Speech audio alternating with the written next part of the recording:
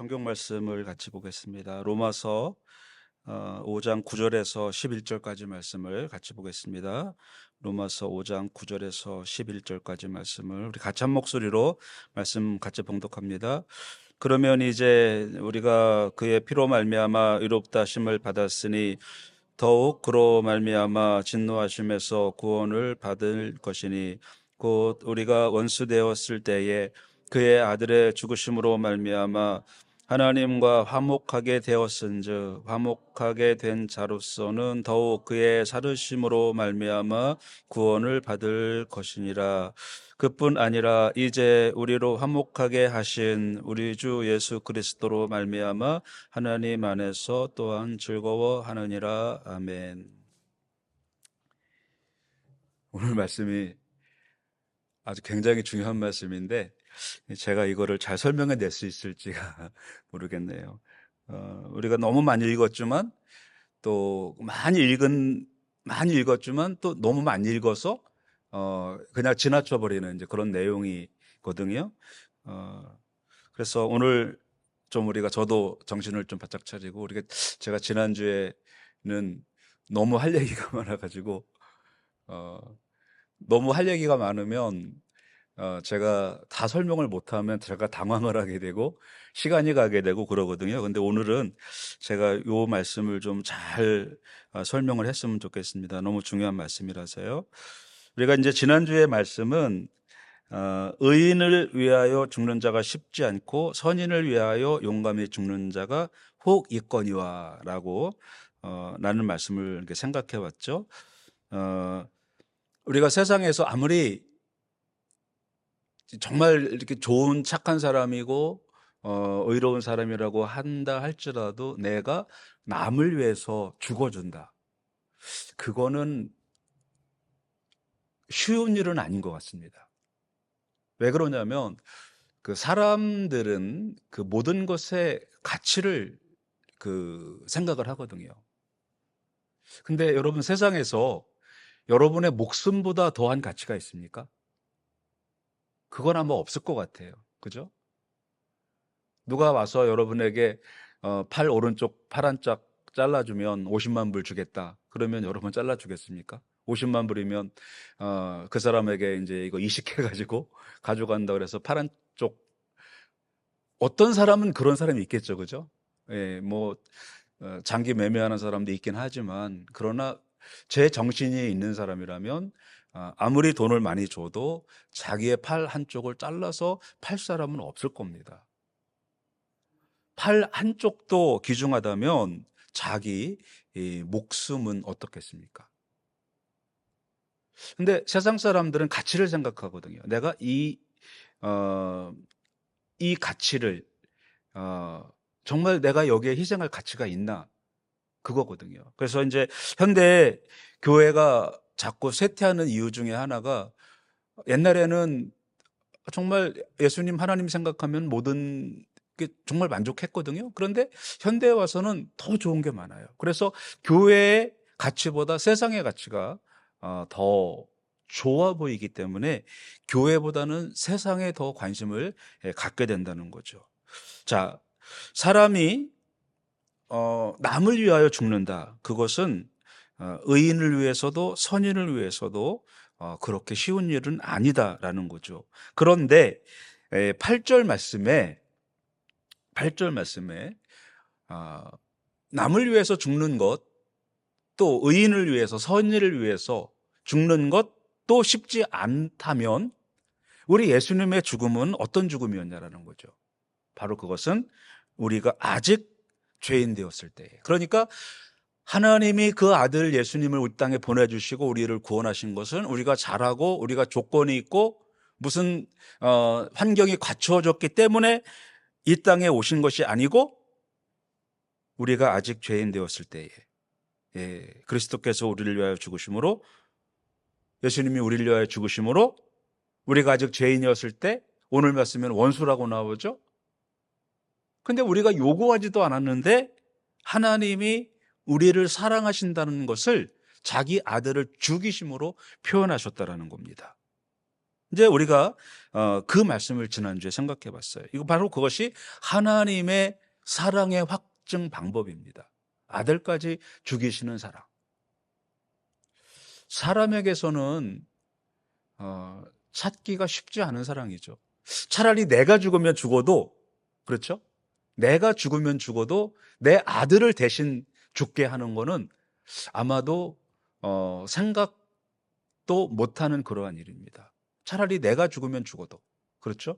그런데 하나님은 하나님의 사랑의 확증 방법으로 아들을 죽이시는 그러한 사랑을 하셨다라는 것이 지난주 말씀이었습니다. 지난주 말씀이 조금 길고 좀 이렇게 일목요연하지 못하는데 오늘 이해하셨죠, 이제?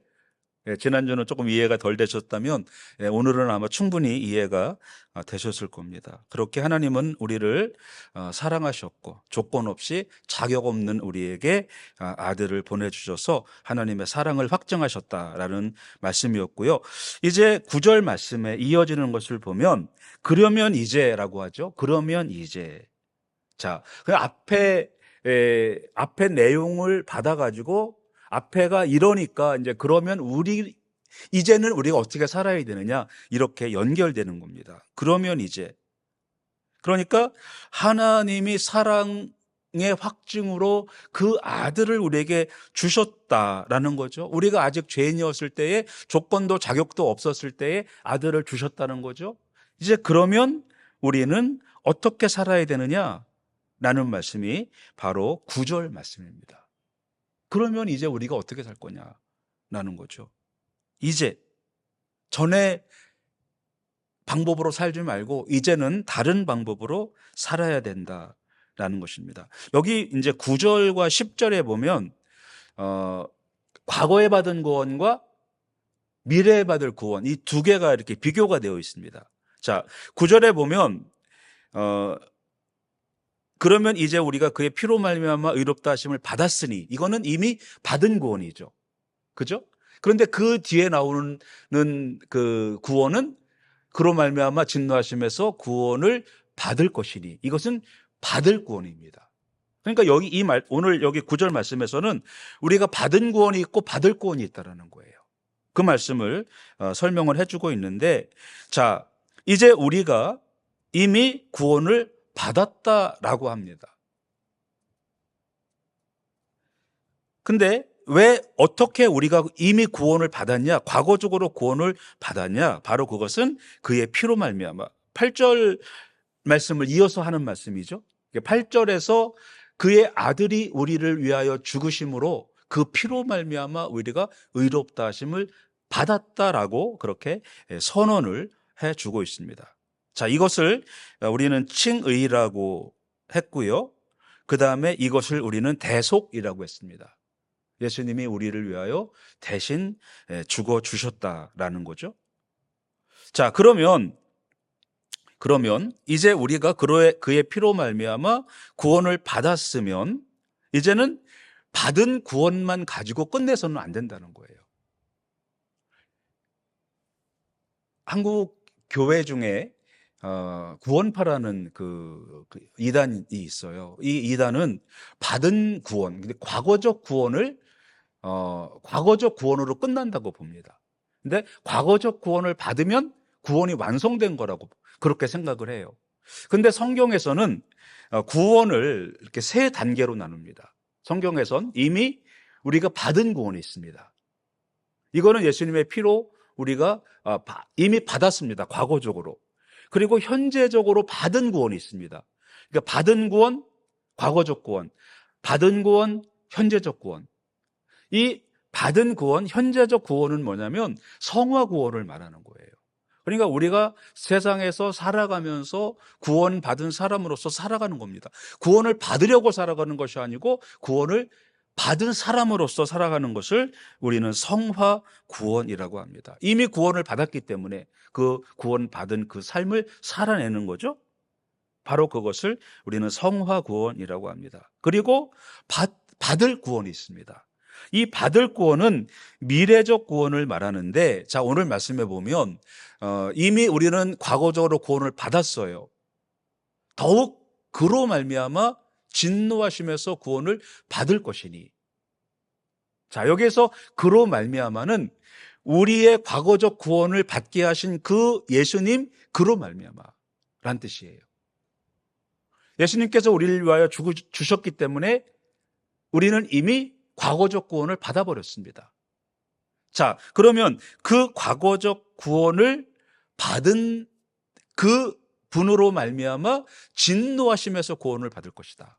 자, 예수님은 우리의 과거적 구원도 이루시는 분이지만 예수님은 우리의 미래적 구원도 이루시는 분이다. 그 말씀이에요. 여기서 진노하시면서 구원을 받을 것이니 이것은 바로 최후의 심판을 말하는 겁니다. 그러니까 우리가 과거에 구원을 받았다고 그래서 글쎄요, 그러면 하나님의 예정을 제가 부인하는 것 듯한 그런 뉘앙스가 들릴지 모르지만, 과거적 구원을 받았다고 하면 그 사람은 현재적 구원도 받은 사람이고 그 사람은 미래적 구원도 받은 사람입니다. 그런데 많은 사람들이 나는 이미 예수님의 피로 구원을 받았어. 과거적 구원이죠. 그래서 나는 현재적으로 구원받은 삶을 살 필요가 없어. 왜? 이미 나는 받았기 때문에. 그렇게 이야기하는 사람들이 바로 구원파들이고, 현대의 이 예정론을 잘못 이해하는 사람들이 하는 말입니다. 한 번 구원받았으면 됐지 뭘 또 구원을 받아. 그렇게 이야기하는 사람들이 있거든요. 근데 그게 그런 게 아니라는 거예요. 구원이라는 건 어떤 과거적 사건이 아니고 구원이라는 거는 현재적이고 미래적 사건이다. 그런 말씀입니다. 그렇기 때문에 우리는 과거에 받은 구원, 현재적으로도 구원받은 사람으로 살아야 되고 미래에도 구원받은 사람으로 살아야 된다는 겁니다. 그렇게 되면 우리의 삶이 이렇게 함부로 살아가지 않게 된다는 겁니다. 우리의 삶이 좀 더 규모 있게 되고 우리의 삶이 좀 더 믿음으로 사는 그러한 삶을 살아가게 된다는 것입니다. 그래서 우리가 이 말씀을 생각해야 되는 것은 하나님의 심판 앞에 우리가 서게 될 것이다 라는 것입니다. 그런데 우리의 과거적 구원을 받게 하신 그분이 또한 미래적 구원 그 자리에도 서신다는 겁니다. 자, 그때 구원은 심판의 구원입니다. 그때는 우리가 어떻게 구원받은 사람으로서 살았느냐, 살지 못했느냐, 그거에 대한 최종 평가를 내리시는 그러한 구원이라는 것입니다. 그렇기 때문에 우리는 그저 그냥 과거에 받은 그 구원에 만족하지 말고 현재적으로 구원받은 사람으로 살아가야 된다는 거예요.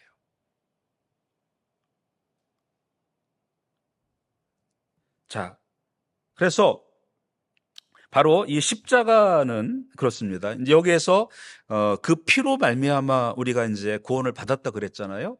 이 피는 바로 십자가를 말하는데 두 구원의, 오늘 이제 본문에 나와 있는 말씀처럼 두 구원의 보증입니다. 과거적 구원의 보증이고 미래적 구원의 보증이고. 우리가 과거에 예수님의 그 십자가를 통해서 구원을 받았다면 또 이제 미래에도 예수님의 그 십자가를 믿고 예수 믿는 삶을 살아가는 사람들은 과거적 구원도 용서받을 뿐만 아니고 우리가 하나님 앞에 섰을 때 예수님의 그 피를 믿는 사람들은 영원한 구원을 받게 된다. 그러한 말씀인 것입니다. 자, 우리가 이제 9절 말씀에서 과거에 받은 구원과 미래에 받을 구원에 대한 말씀을 했습니다. 10절에 보면 또 같은 이제 반복되는 말씀이 나옵니다. 자, 보면 우리가 원수 되었을 때에 그의 아들의 죽으심으로 말미암아 하나님과 화목하게 되었은즉, 자, 이미 우리가 아직 원수였을 때 아들이 죽으심으로 우리가 하나님과 화목하게 되었다라는 것은 이미 우리가 과거에 예수님을 믿음으로 구원을 받았다라는 겁니다. 그런데 거기에서 끝나는 것이 아니고 이미 화목하게 된 자로서 더욱 그의 살아나심으로 말미암아 구원을 받을 것이니라고 되어 있죠. 여기에서는 또 미래적 구원을 말하고 있습니다. 역시 마찬가지입니다.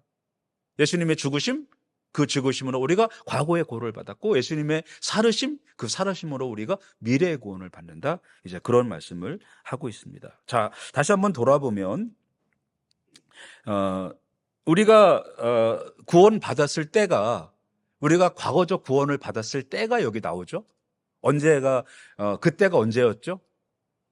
우리가 기도하고 있을 때, 우리가 성경 읽고 있을 때, 우리가 노숙인 사역하고 있을 때, 우리가 전도하고 있을 때가 아니고 우리가 원수 되었을 때. 그러니까 우리는 하나님께 요구하지도 않았고 관심도 없었고 그럴 때, 예, 그럴 때 우리가 아직 원수 되었을 때라고 합니다. 자, 6절에 보면 우리가 아직 연약할 때라고 했습니다. 우리가 아직 연약할 때 예수님이 죽으셨다. 8절에 보면 우리가 아직 죄인 되었을 때 우리를 위해 죽으셨다라고 하죠. 그 다음에 오늘 본문에 보니까 우리가 원수 되었을 때. 그러니까 사도 바울은 이 구원만 생각하면 막 이 심장이 뛰는 사람이에요. 근데 사도 바울의 관심은 바로 이 구원에 있었던 거예요. 자기 같은 사람이 구원 받았다는 그 자체가 사실은 이해가 안 됐던 거예요. 자기가 연약했을 때, 자기가 아직 죄인이었을 때에, 그리고 원수 되었을 때에. 사도 바울 자신이 스스로가 하나님 앞에 제발 좀 나를 구원해 주십시오 라고 하지 않았다라는 거예요.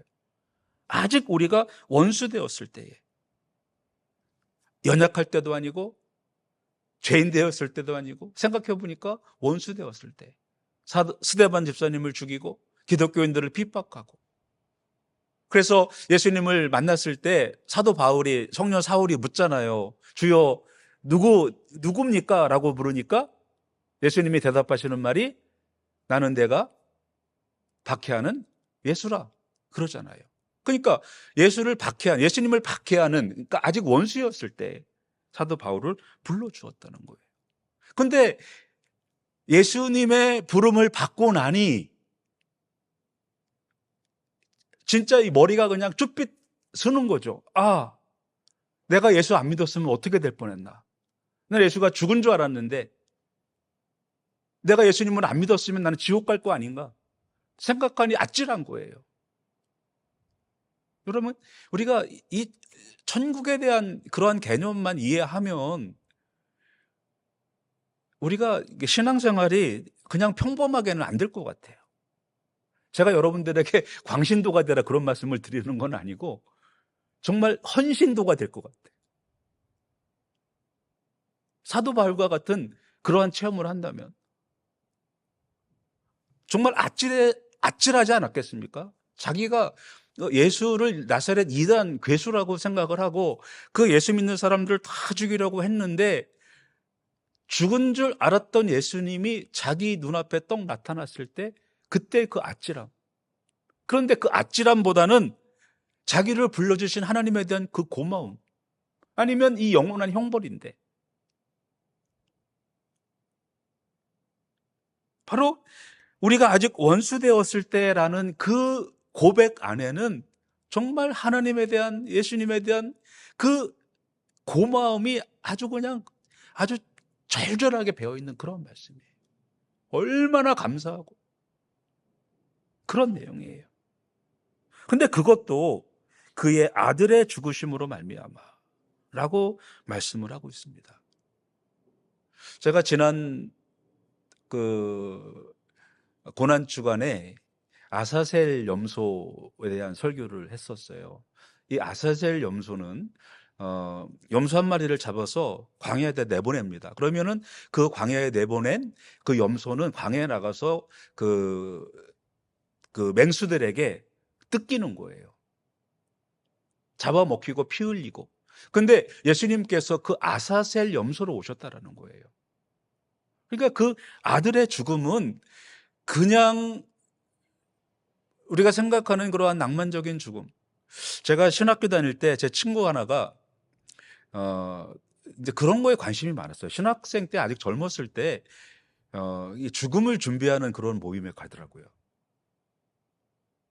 근데 뭐 관에도 누워보고 또 이렇게 염도 이렇게 당해보고 그 왜 그런 걸 했는지는 모르지만, 예. 그 죽음이라는 거, 예수님이 죽으신 그 죽음은 그런 그 낭만적인 죽음이 아닙니다. 한번 관에 들어가 보고 나오고 그런 낭만적인 죽음이 아니고, 염소가 광야에 내쫓겨서 거기에서 맹수들에게 잡혀 먹히는 그러한 죽음이 바로 예수님의 죽음이었다는 겁니다. 그래서 그 결과로 우리에게 주어지는 것이 무엇이었냐면 하나님과 화목하게 되었다라는 것입니다. 바로 이것은 하나님 편에서의 화해 제의였습니다. 자, 내가 아들을 주었으니 이제는 너희가 제발 좀 믿어라. 나는 더 이상 너희에게 줄 것이 없다라는 것입니다. 내 아들을 주었으니 너희는 내 아들을 믿고 내 아들이 되어라, 내 딸이 되어라. 그렇게 하나님이 제안을 해주신 겁니다. 그래서 이제 과거에 하나님이 그렇게 했다면 이제 미래적 구원에 보면 화목하게 된 자로서 더욱 그의 살아나심으로 말미암아 구원을 받을 것이니라. 이제는 예수님의 살아나심, 자, 여러분 잘 들어보시기 바랍니다. 예수님의 살아나심이 있다면 우리도 살아남이 있다라는 그런 말씀이에요. 그러니까 사도 바울이 그걸 얘기하는 거예요. 우리도 죽으면 끝이 아니고 소멸되는 게 아니고 그 살아나심, 그 부활은 우리의 부활도 된다. 그런 말씀이라는 것입니다. 예수님께서 우리를 위해 죽으셨으니 이제는 그 하나님과 우리를 위해 죽게 하신 그 하나님과 화목하고 그 다음에 그리스도의 부활을 통하여 승리와 권능을 확증하고 그리고 궁극적으로 영원한 생명, 예수님의 살으심처럼 우리도 결국 살게 될 것이다 라는 그러한 말씀을 하고 있습니다. 바로 그것을 구원을 받을 것이니라 라고 했습니다. 이미 우리가 구원을 받았지만 우리가 세상에서 받은 구원, 그 구원을 가지고 우리는 영원한 구원의 상태에 들어간다라고 하는 것입니다. 앞에 이제 5장 처음에 나왔던 것처럼 하나님의 영광에 참여하는 것. 바로 그것이 우리가 믿어야 될 신앙 생활인 것입니다. 우리가 너무 이제 이게 크리스찬들이요, 현대 크리스찬들이 너무 현세적이기 때문에 이단들이 많이 생겨납니다. 너무 현대적이기 때문에. 그래서 현대에 많이 나오는 이단들이 안 죽는다는 거예요. 영생한다는 겁니다. 한국에 그런 영생교들이 참 많이 나왔었어요. 안 죽는다는 거예요. 근데 성경에서는 사도 바울은 우리가 죽었다 살아난다 그 말이에요. 그의 살으심, 그의 죽으심, 그의 살으심, 우리의 죽음, 우리의 삶, 우리의 삶, 부활은 우리가 받을 구원, 그러한 말씀이 되는 겁니다. 그래서 우리는 받은 구원, 그리고 현재적으로 받은 구원, 그리고 받을 구원, 이 세 개를 똑같이 중요하게 생각하고 구원받은 삶을 살아가야 됩니다. 자, 11절 말씀에 가면 그뿐 아니라, 이 그뿐 아니라는 이 이제 구원을 말하는 거죠. 우리가 받은 구원뿐만 아니고 우리가 이미 받은 구원, 받을 구원의 삶을 살아가지만 그뿐 아니라 이제 우리로 화목하게 하신 우리 주 예수 그리스도로 말미암아 하나님 안에서 또한 즐거워하느니라. 자, 이거는 이제 현재적 구원을 여기에다가 말을 하는 겁니다. 그죠? 우리가 이미 받았어요. 받을 거예요. 그러나 우리가 또한 여기에서 구원받은 삶을 살아가라. 그러한 말씀이에요. 그러니까 오늘 이 말씀은 너무 중요한 말씀이죠. 그죠?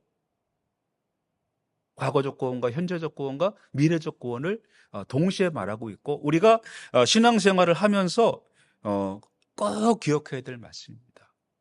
어떤 것 하나만 중요한 게 아니고 구원파들처럼 이미 받은 구원, 과거적 구원만 중요한 게 아니고 현대 이단들처럼 현재적 구원만 중요한 게 아니고 신비주의자들처럼 과거적 구원만 중요한 게 아니고 사도 바울은 이 세 가지의 모든 것에 의미가 있다는 거예요. 그래서 우리는 모든 것에 과거, 현재, 미래에 똑같이 구원받은 사람으로서 믿음으로 살아가라. 그러한 말씀을 하고 있는 것입니다. 그래서 그뿐 아니라 과거와 미래뿐만 아니라 현재에도 우리는 구원의 확신을 가지고 믿음으로 살아가야 된다는 것입니다. 이제 우리로 화목하게 하신 우리 주 예수 그리스도로 말미암아, 예수님으로 말미암아 우리는 새로운 신분으로 변화가 되었습니다. 그래서 우리는 즐거워하는 삶을 살아가야 되는 것입니다. 자, 5장에 보면 오늘 우리가 11절까지 왔잖아요. 즐거움에 대한 그 말씀이 세 군데가 나옵니다. 5장 2절에 보면 하나님의 영광을 바라보고 즐거워하느니라 라고 나와 있어요. 그죠? 5장 2절에. 5장 3절에 보면 환난 중에도 즐거워한다라는 말씀이 나오죠. 5장 3절에도. 그 다음에 오늘 말씀에도 맨 마지막에 하나님 안에서 즐거워한다라고 하죠. 그 다음에 5장 오늘 본문의 9절에서 10절에 보면 역시 같은 내용이에요.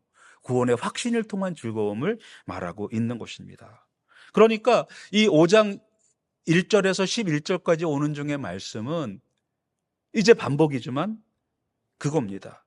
하나님과 화해가 되었습니다. 과거적으로. 그래서 우리는 즐거운 삶을 살아야 돼요. 그리고 미래적으로 우리에게 주실 그러한 영원한 그러한 구원 가운데 하나님의 영광 가운데 참여할 사람으로서 우리는 이 현대에서 즐거운 신앙생활, 즐거워하는 삶, 이거를 우리는 살아가야 한다는 것입니다. 어쩌면 우리가 살아내야 할지도 몰라요. 왜?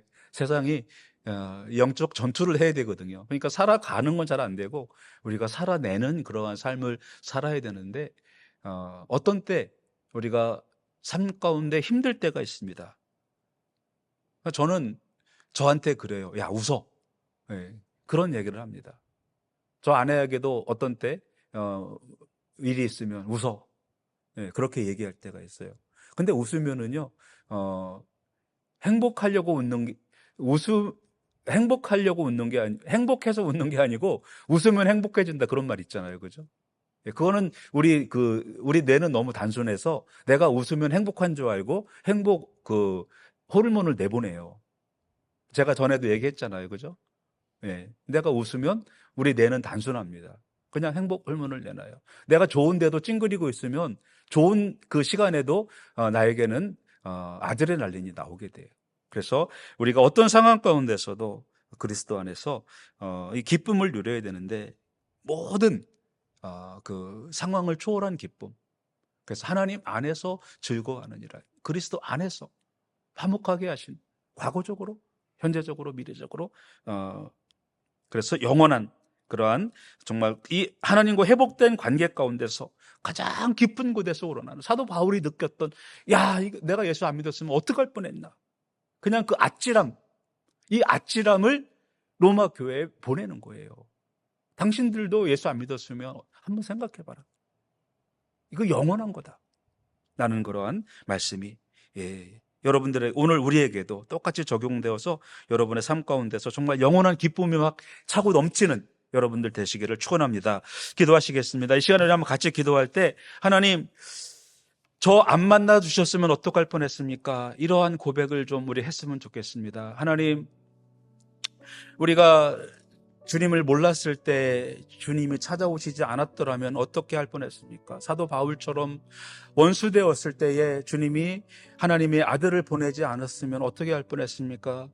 정말 사도 바울은 아찔한 마음을 가지고 그 안에 들어있는 그 감사의 절절한 표현을 오늘 우리에게도 전해 주었습니다. 하나님, 오늘 우리가 이 주님을 안 것이, 주님을 만난 것이 우리에게 어떤 의미가 있는 것이, 이것은 영원한 기쁨이고 하나님의 영광에 참여하는 그러한 일인 것을 고백합니다. 우리 한번 이 시간에 그런 하나님을 만나기를 원하며 이 땅에 오신 예수 그리스도 그 하나님과 다시 한번 화목하게 해달라고 이 시간 같이 한번 기도하시겠습니다. 하나님 아버지, 이 시간에 저희들 같이 기도합니다. 하나님 아버지 감사합니다. 오늘 이 저녁에도 주님 앞에 나와 우리가 제단사 예배할 수 있도록 인도하시고 우리가 하나님 앞에 기도하며 또한 하나님 앞에 찬양을 드리며 또 이제 말씀을 듣고 우리가 예배할 수 있도록 인도하신 하나님의 은혜를 감사드립니다. 우리가 아직 원수되었을 때에 하나님께서는 그 아들을 이 땅에 보내셔서 우리를 구원하셨다라는 정말 믿기지 않는 하나님의 사랑의 이야기를, 하나님 정말 우리는 그것을 이제 알지도 못했는데 우리가 이제 깨닫고 나니 그 은혜와 사랑이 얼마나 놀랍고 또 얼마나 큰 사랑이었는지를 이제 하나님 저희들이 알게 되었습니다. 하나님, 이 사랑을 우리만 알고 있는 것이 아니고 저 영원히 죽어야 할 저 세상에 있는 사람들에게도 이 복음을 전할 수 있는 우리들 되게 역사하여 주시옵소서. 사도 바울의 마음을 갖게 하시고 하나님의 마음을 갖게 하시고 예수 그리스도의 마음을 가지고 이 세상을 아버지 변화시키는 우리 브리짓교회 모든 성도들 되게 하나님 함께하여 주시옵소서. 이제 수수감사절이 지나고 이제 성탄절기가 다가오고 있습니다. 대강절 지나면서 이 땅에 우리를 구원하러 오신 예수 그리스도의 은혜와 사랑을 다시 한번 느끼는 그러한 강림절기가 될 수 있도록 인도하여 주시옵시고, 우리가 이 절기 가운데에 우리를 구원하신 그 하나님의 놀라우신 사랑을 다시 한번 깨닫는 시간들 될 수 있도록 하나님 함께하여 주시옵소서. 하나님, 우리 브리짓교회를 사랑하여 주시고 우리 안에 있는 아버지 교회 성도들을 통하여 하나님의 역사를 이루어 주시옵소서. 이 땅을 흔들 수 있는 그러한 놀라운 역사가 우리 성도들을 통하여 이곳 가운데 일어날 수 있도록 하나님 역사하여 주시옵소서. 우리는 더 이상 연약한 아버지 사람이 아닌 하나님을 믿는 하나님 아들과 딸이 되었사오니 자신 있게 믿음으로 모든 환경과 조건들을 극복하고 승리하는 우리 모두가 되게 하여 주시옵소서. 감사드리오며 예수님 이름으로 기도드립니다. 아멘.